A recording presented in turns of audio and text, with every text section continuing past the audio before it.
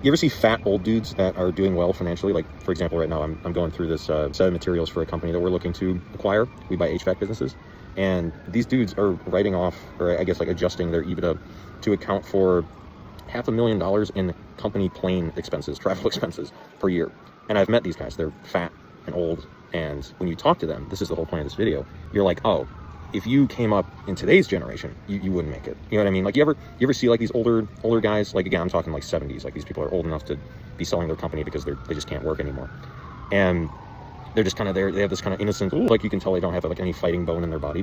Meanwhile, today, in the age of like 17-year-olds being 100-millionaire, crypto people, like, in today's day and age, they would get destroyed. But as I mentioned in a previous video, just as easy it is in today's day and age to be uncompetitive because you're fat, you're weak, you're not at the performance level of what it takes nowadays to be a successful individual. It is 10 times easier because back then, when you could become a HVAC millionaire and somehow be able to spend $500,000 a year in plane expenses, that era when someone who could accomplish that could still be a fat loser. Nowadays, because everyone is a fat loser. And again, I'm saying this out of love because I used to be a fat loser. Not being part of the 99%, if 99% of people nowadays, including younger people, are fat losers, all you have to do to outperform them is not be a fat loser.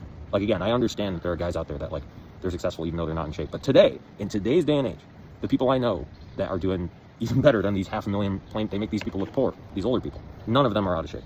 None of them. All of them are on top of their routine, on top of their mindset, and as a result, their physique.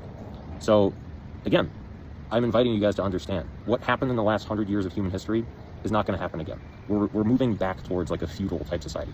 And you've heard certain people on the internet tell you this, and I can attest it's 1,000% true. There will be the haves and the have-nots and nothing in between. Okay? And just like, because our physical bodies are a representation of what we are up here, there are going to be the people that don't try at all.